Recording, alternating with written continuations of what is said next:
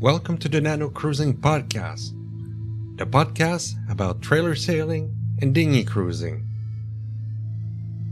Today, we talk to Dan Roeder. Dan is the fearless leader of the West Coast Trailer Sailing Squadron in Florida. Let's get to it.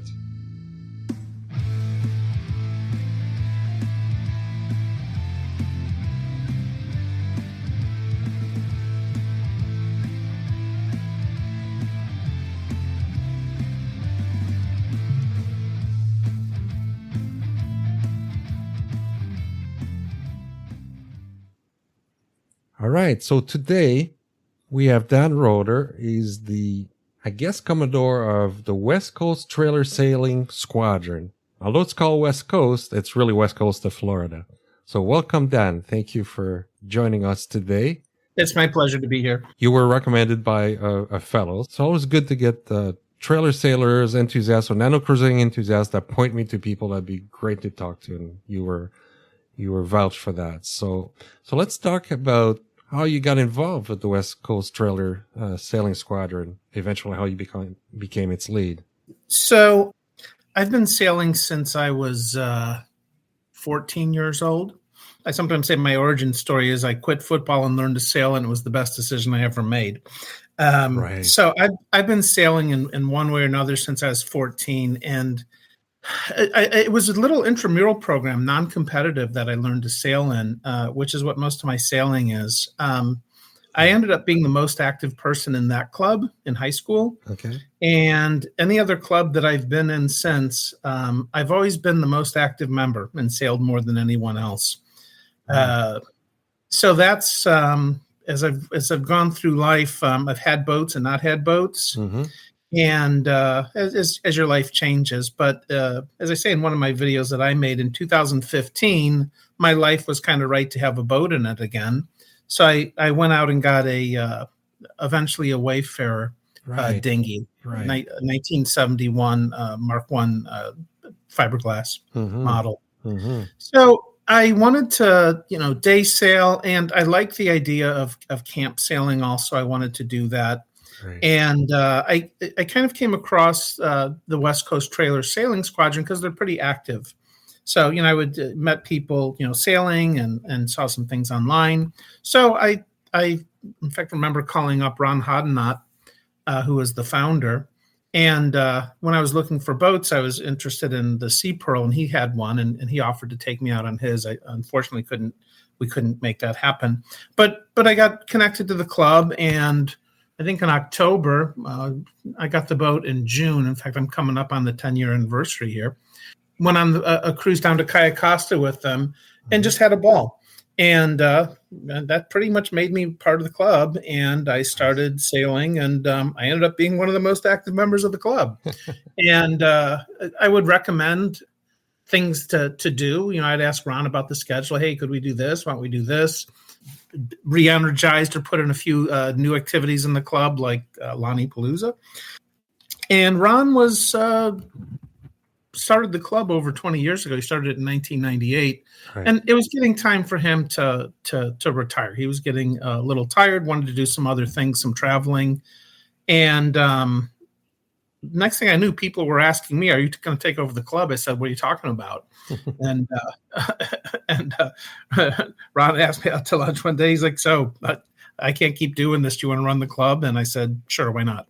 So that was the complicated process that I ended up assuming the leadership of the West Coast Trailer Sailing Squadron. So how long has this been since you've been the leader? It was just before COVID. Right. So I want to say maybe 2018. Okay. So for those that are not so familiar with the club, tell us about it, the mission, spirit, and how it has evolved over the years. So like I said, Ron Hoddenott was the founder. He started it with his friend, I believe Bob Wood, in 1998. And originally they were big boat sailors who kind of had enough of that because it's complicated and expensive to do big boat sailing. Correct. And loved, the more interesting sailing in shallow water. So they said, let's do this. And they knew a lot of other big boat sailors, and they basically started the club as people, experienced sailors who were leaving their big boats and going into this more shallow water, small boat adventure sailing. I think, talking to Ron, they very intentionally and consciously had no positions in the club. There was going to be no clubhouse. There are no bylaws. There's nothing other than who wants to go sailing. That's great. And, I liken it to when I was a kid, and this is one of the sad things about the world we live in now. When I was in, 5th grade, 6th grade, and we had a phone that was on the wall. I don't know if you remember these. I remember those. Yeah. Every once in a while, like if you wanted to go and play baseball, you'd make like 5 or 6 phone calls and say, hey, you guys want to play? And you'd get like maybe 6 guys, and there's a little ball field park, and you'd only have right field and a pitcher, and you'd have this just fun little pickup baseball game that you played, which doesn't happen anymore on totally unscheduled, just boys going out and playing. That's really the ethos of the club. Nice. It's like, who wants to go sailing? Who wants to go play baseball? Right. Now I am getting more women involved in the club, but I do say kind of historically, it's the Huckleberry Finn Club. It's little boys running away from home, not wearing shoes. I'd say smoking cigars and drinking whiskey, but not many people really do that. But just running away, living on islands, pooping in buckets, That's sort of the ethos of the club. It's non-competitive. It's there's nothing to fight over, in terms of the club. It's incredibly generous. It's an amazingly generous group of people, and has a depth of knowledge and skills and ability, which is the amazing thing about the club. And in all humility, I'm honored really to be associated with it in any way whatsoever. Every person that I have brought to the club has thanked me for introducing them to the group, but they all say the same thing. They say, I've never met, we sometimes have a large get together once a year, and there's like 80, 100 people there. And almost every time when I bring someone new, they come to me and they said, I've never been to a party this large where I've enjoyed meeting every single person. There wasn't a single interaction that I didn't like. Wow. And they're like, that's shocking. Wow. And I'm like, I know, but it's not surprising to me. So yeah, it's a wonderful group of people. Like I say, both in their skills, their generosity, with their knowledge, with resources sometimes. Anytime someone's got a problem, I say, just post it on the Facebook page and just wait for people to pour information and hey, I've got this, I've got that. Hey, you can store your boat here. Yeah. Just it's amazing. It's amazing. It's amazing. Great people. So that's I've got theories on why they're so wonderful. We can talk about that if you want. Yeah, maybe go about it. Tell me about it. Tell me. So there's what's certain, your theory behind that? So my theory behind that is this: there's a lot of filters that you have to pass in order to join our group. Now, it's not like we won't accept you if you don't pass certain filters. It's that you won't even want to come if you don't pass certain filters. So first of all, no one is going to be impressed by your boat. Right.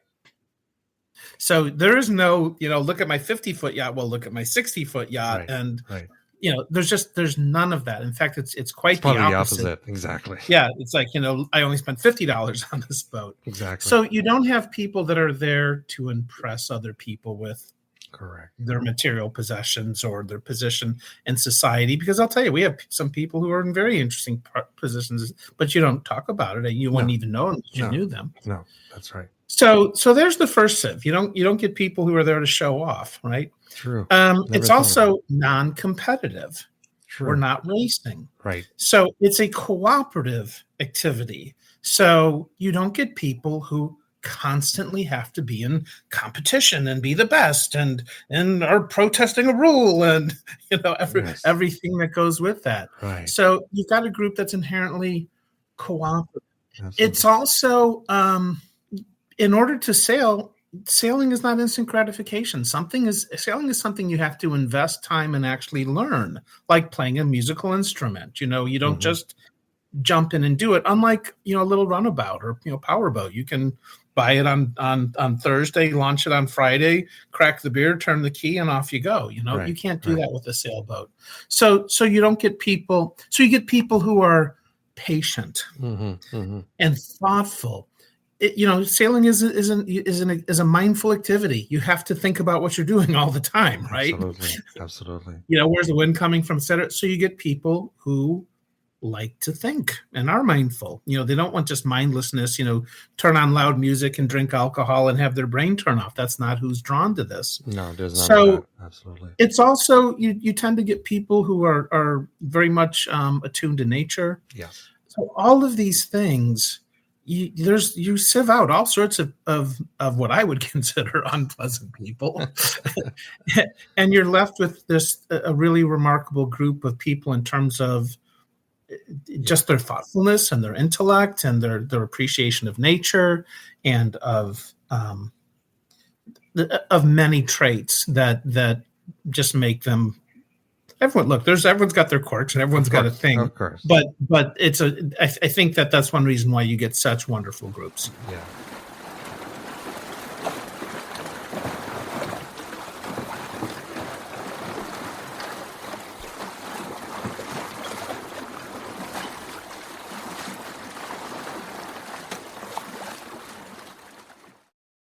Let's talk about Florida.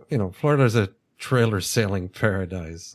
So tell us about some of your events and favorite sailing grounds and events that you guys put on. Stay with us. We'll be right back. You're tuning into Remote Trails Radio. Garrick, you have 35 seconds to answer 4 questions. Are you ready? I'm ready. What are the collection of back roads in Washington that you can discover called? The Washington Backcountry Discovery Route. On the trail, what's a helpful hand gesture to give the driver you see going the opposite direction? Oh, you got to give them the shakas. A number of fingers for number of cars behind you. What are skinny tires called? Oh, man, I got some of them. They're pizza cutters. Which podcast is packed with overlanding advice, P&W gems, and outdoor stories? That would be the Remote Trails Radio. So, I told you earlier I've got a YouTube channel. Yes. And I'm promoting it here or mentioning it here. It's purely, I'm actually kind of a sailing evangelist. I've brought a lot of people to sailing of different types, including this. So I've got a number of videos on, hey, this is where we go sailing in Pinellas County. And here's, if you want to go down to the 10,000 Islands, here's some places to launch and some things like this. So I've got a number of these that I answer this very question. Okay. But it is a sailing paradise, but I've got my favorites, and I get spoiled by the wonderful ones. Absolutely, number one, top of the list, best place to go is the 10,000 Islands down on the edge of the Everglades. Right. Pristine wilderness, no development whatsoever. Right. Labyrinth of mangrove island passages to get lost and play around in. Not endless, but there's a good number of little islands with beaches you can land on, some that you can camp on. Right. Just fabulous.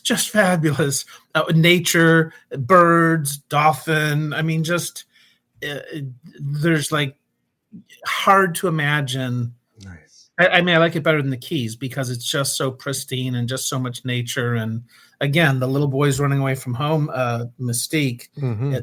That's to the nth degree. I mean, there's nothing out there.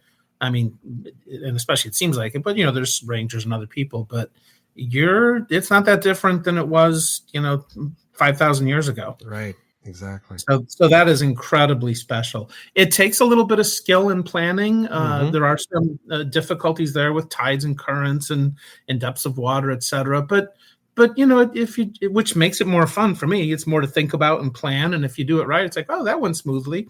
Not by accident. But that's number one. Fantastic.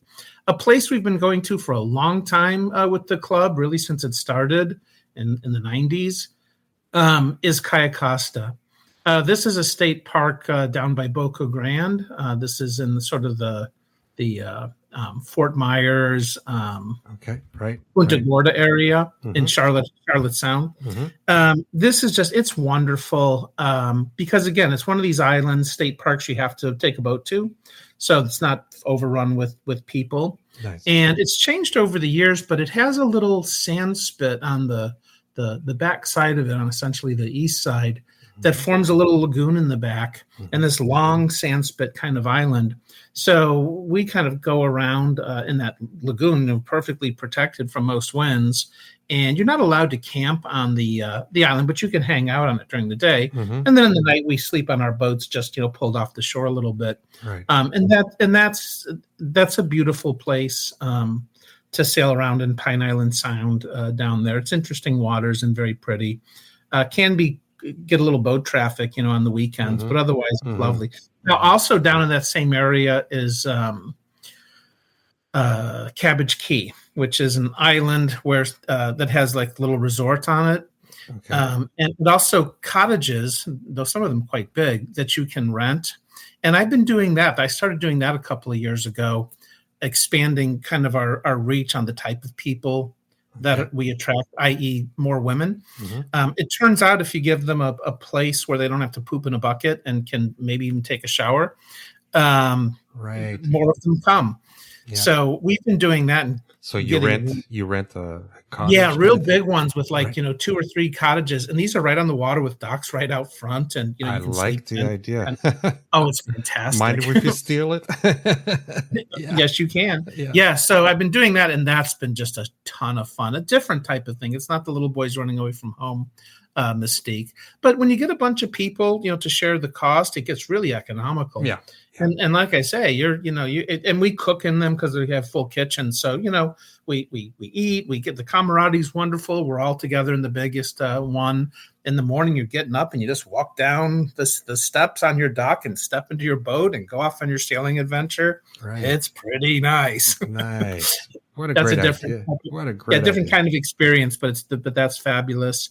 Now, where I live is near Clearwater, Florida, and the intercoastal here is called St. Joseph Sound, and there's a north and a south sound that's split off by a causeway that goes out to Honeymoon Island, which is another state park. That's 20 minutes from my house. And, I just did a video on this last week where I sailed to lunch and then back, which is just a fantastic day trip that I do. Absolutely. Absolutely. Where one, we can launch off this causeway, which is rare. I mean, where you have access to the water and you can just launch and it's free and you can park there. Nice. That's disappearing fast. That in Florida. Is disappearing for sure. Yeah. So we're really lucky to have that. So you just do that. You leave your car right there.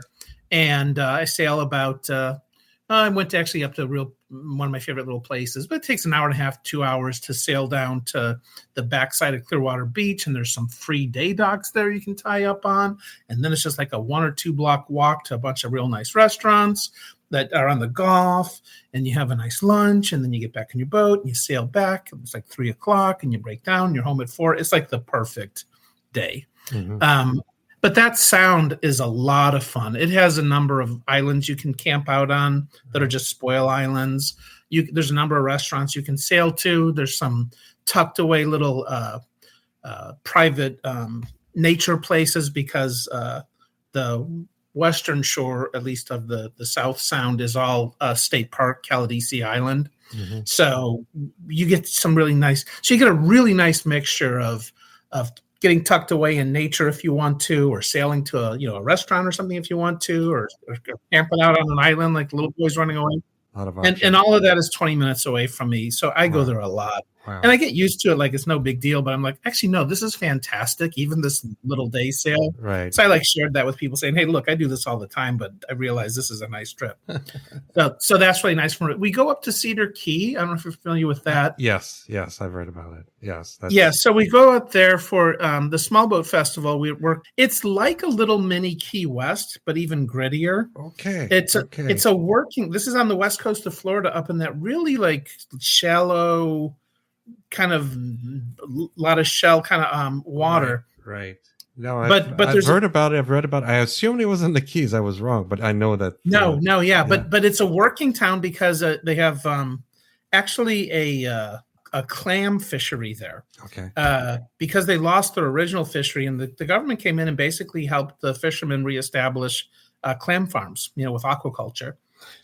So they have a thriving sort of clam aquaculture business there. So it's a working, water town. Mm-hmm. So it's a little gritty like that. But it also has this main street that's like Key West. It's got artists and little restaurants. And so it's this like almost tiny little sort of funky, grittier version of Key West. Right. And then it's got all these other little keys right off of it, little islands. And it's fantastic for fishing. And it's full of birds and wildlife. So it's really beautiful. It has some challenges in terms of the water and muck and stuff like this. Mm-hmm. But if you know where to go, it's really nice and beautiful. So that's nice to go to also. So those are some of my favorites. I could give you another 4 or 5.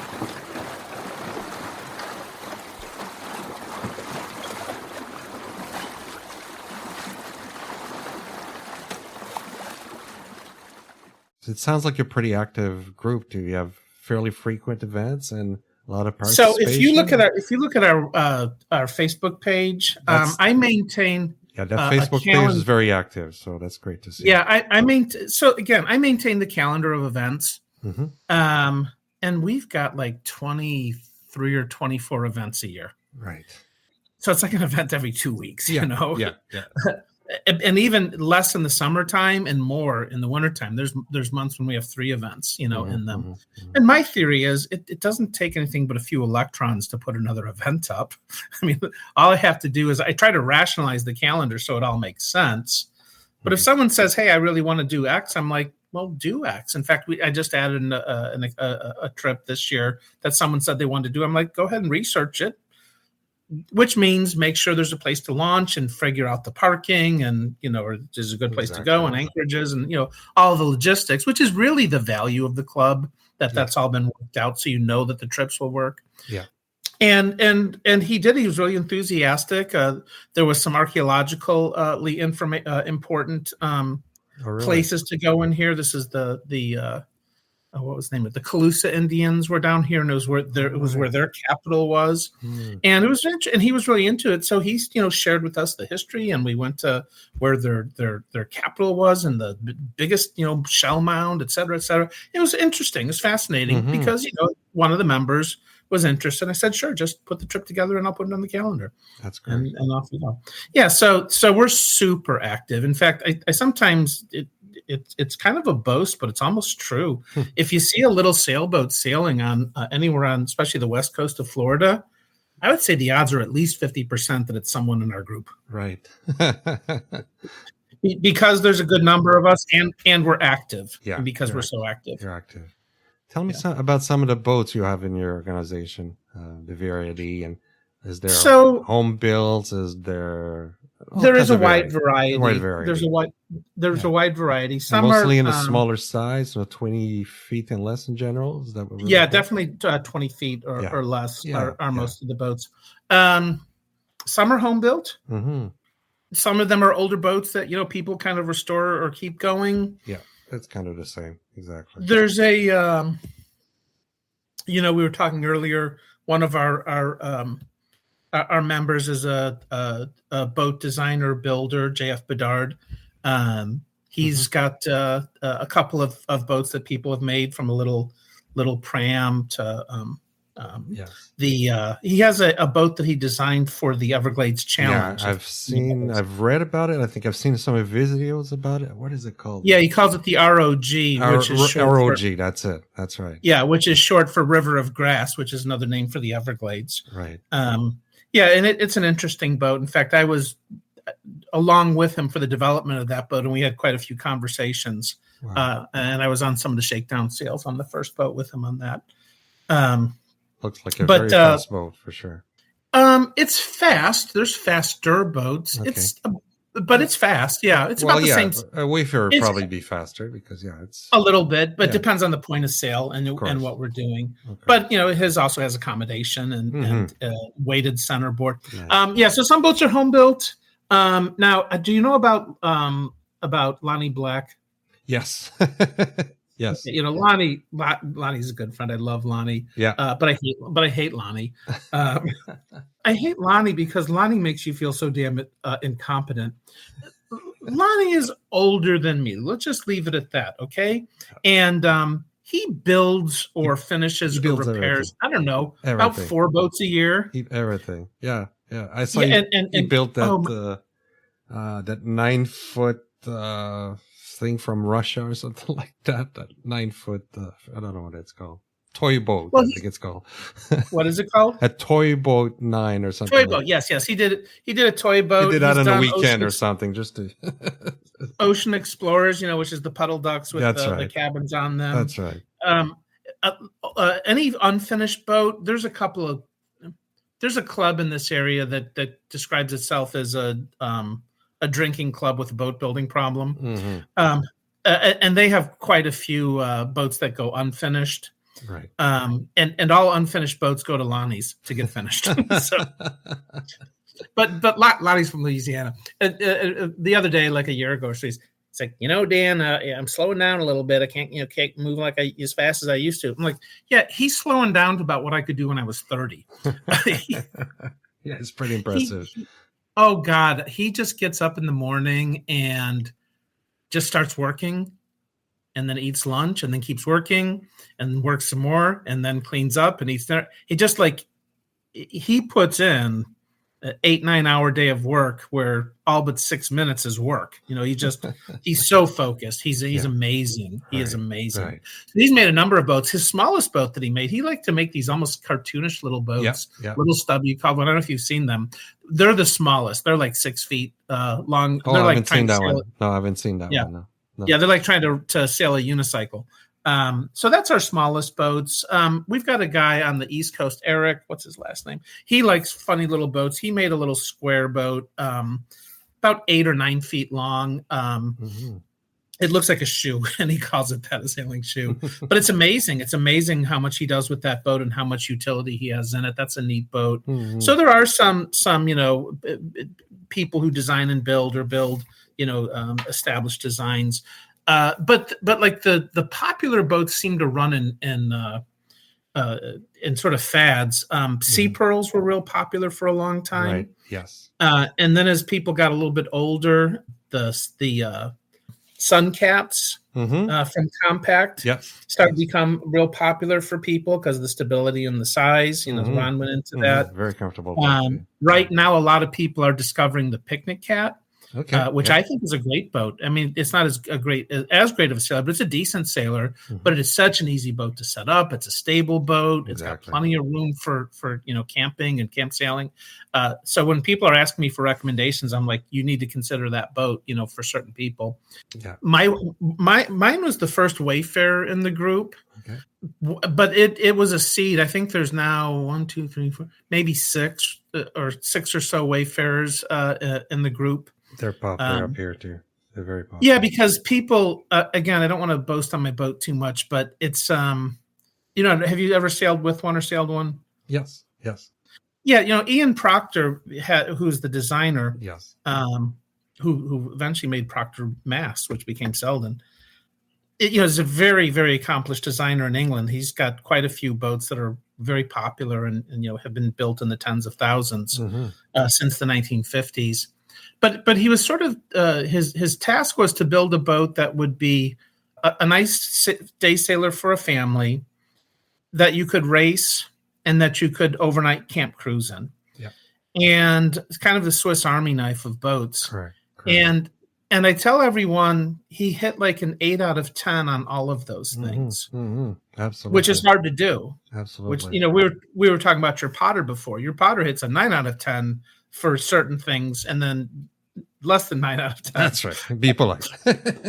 I'm being polite. But again, it made a different, design choice in terms of the trade-offs. Yeah. But I think that he got an amazing balance, between those different attributes. Right. It's a very fast boat for a day sailor cruiser. Right. Absolutely. It goes upwind better than almost any boat that I've been with. It's insane how well it goes upwind. So you get somewhere on that boat, and it's except not you're really that wet. I had to say that I'm on the Potter, But Depends on the point of sale. Yes, I mean, that's right. yes, it's going to be more wet than the setter, but I rarely get soaked on the boat. There's only if it's upwind and chop, and I haven't put a spray shield on it, but I could. But yeah, so there's a number of those. A lot of variety. That's nice. That's fantastic.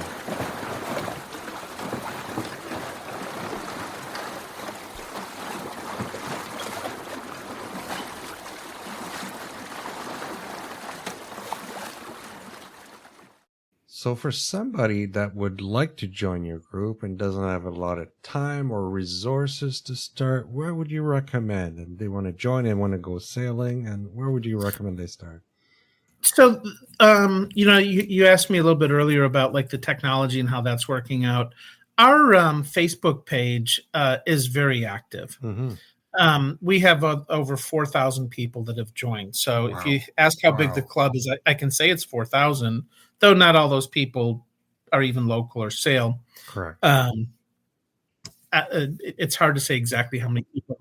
But so people who want to sail, again, you just say, hi, I'm new here and I'm interested in getting sailing. You just don't have any advice. Exactly. That's what you do. And again, because the club is unorganized, I've thought about having any organization that I've sailed with, I've often made opportunities for myself with the following thought, is that you need to serve the entire life of a sailor. Mm-hmm. So that means everything from introducing people and training people how to sail, Okay. Yeah. building their skills over time so they get more comfortable and confident to do, more adventurous things. Yes. And then even as they age out, Yeah. sailing, having other people on their boats or sailing with other people as they're losing, ability. I'm looking to my own future here, and all the way to I'll tell you something really kind of somber. The last two Lonnie Paloozas, our big party that we've had, I've been asked to take people out for sails who were in one was clearly terminal. In fact, both of them were, and it was the last sails of their lives. Oh my God. Yeah, so I started to get a reputation as the Grim Reaper, or the boatman, or the River Styx. But I was honestly really privileged, to provide that, for them. And that's been my vision in every group that I've been with is what can we do to not only get people in the sport, but or the activities, call it whatever you want, but to grow in it, etc. Nice. So I would like to. I may organize some more like introductory things, but what really works out the best is just say you're interested and see if someone says, "Hey, I'm close to you. You want to go sailing? I'm going next Saturday. Come down and join us." That happens. That happens all the time. Yeah, and outside of, and in fact, it's almost better that way than the trips, because the trips are a little bit too intensive to just someone say, "Yeah, I'm going to go with you on a 3-day trip," because you don't know if that's going to work or not. Right. But in addition to sort of the scheduled trips, the which again are usually more multi-day. Anytime I'm going sailing on the causeway, like I might go Friday. My birthday's coming up this weekend. Happy birthday! Thank you. But I will. Anytime I go, I post on our Facebook site. So I'm going sailing Friday, Causeway, 9:00. Anyone interested? Come join us. Nice. And sometimes people will say, "Hey, I don't have a boat." And I'm like, "Come on down, get on my boat." Or my other friends are exactly the same way. So just say what you want, and if it can work out, it will. Right. That's what I would say. And if you get a boat, well, before you get a boat, if you're new to it, ask the group their advice, because as you probably know, a lot of people make bad decisions when they're buying their first boat. Exactly. And they'll have they'll switch multiple boats, or they'll have multiple boats eventually. Well, yes, or sometimes they make such a bad decision that they say sailing's just not for me, and then they bail out, which is something that I try to prevent, because that's very sad when that happens. True. And I'm like, no, sailing's not wrong for you. You just you picked the wrong boat. You had the wrong idea in your head. So just say hi, or people have come up to me on the causeway when I say I'm coming. They say, "Oh, I saw," and they'll come down and say hi. And some want to go sailing, some just want to say hi and see us. Again, one of my last sail guys was, I went down to the causeway, and this woman came up to me and said, "Oh, would you give an old sailor, sailing?" I'm like, "Sure." "Oh, this guy, he had just had all sorts of surgery, cancer. He was 91 years old. Oh my God. But sharp as a tack. Nice. His mind was really sharp. And he had sailed and flown planes and all this stuff. And so I took him on a long sail and all my little favorite places back there. And he loved it so much that he went out and bought a Wayfarer for his young sons who were like 60. And then I was helping facilitate them getting their boat going and working through a couple of disasters they had and other things. Of course. In the last months of his life, and he loved it, and just because his friend said, "Would you take this guy sailing?" I said, "Sure." Yeah. It's a friendly group. It's a nice group. Nice. Just say hi and that you want to go sailing.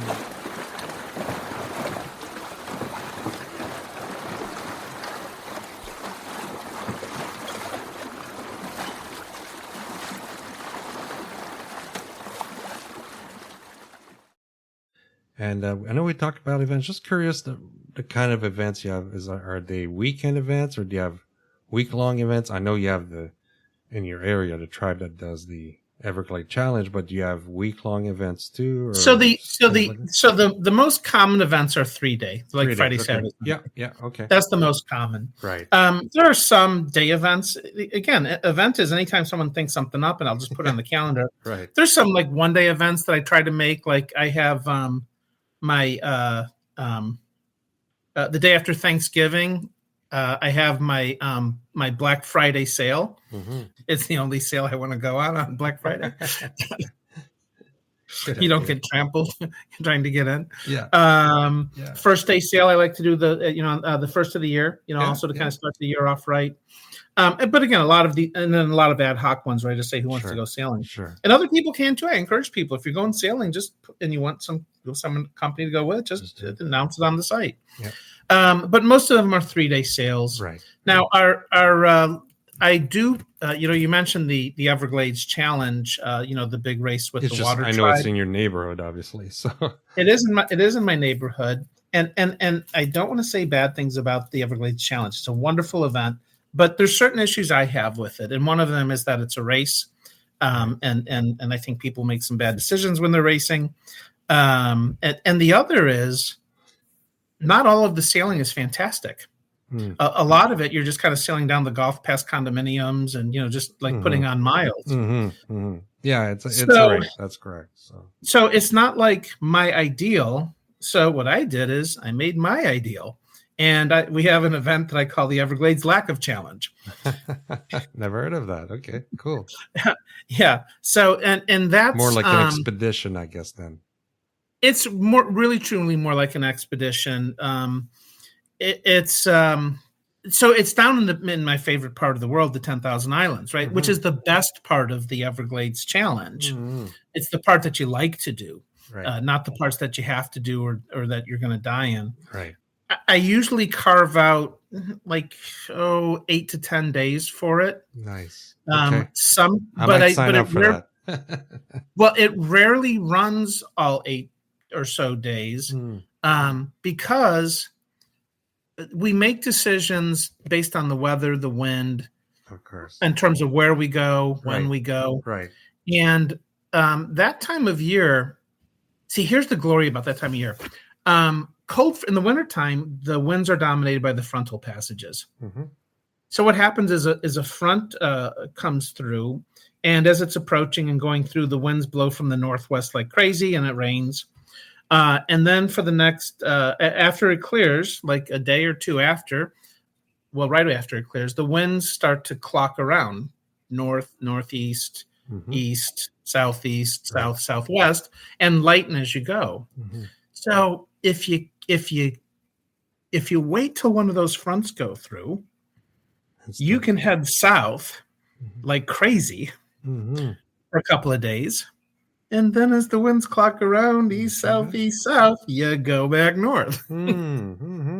It's kind of nice. Yeah. And I've been able to nail that just right 2 or 3 times now. In fact, there's a real nice video on this year's, which was perfect. Nice. But it was only 5 days. Right. And the reason it was 5 days is because it really made sense to only be 5 days. Right.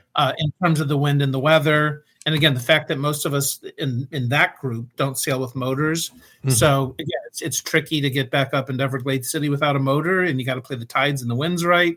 So like when it was time to go back, it was like, hey, let's go back. Right. But it was a perfect 5-day trip. So sometimes it's 5 days, sometimes it's 7 days, sometimes it's 4 days because of the weather.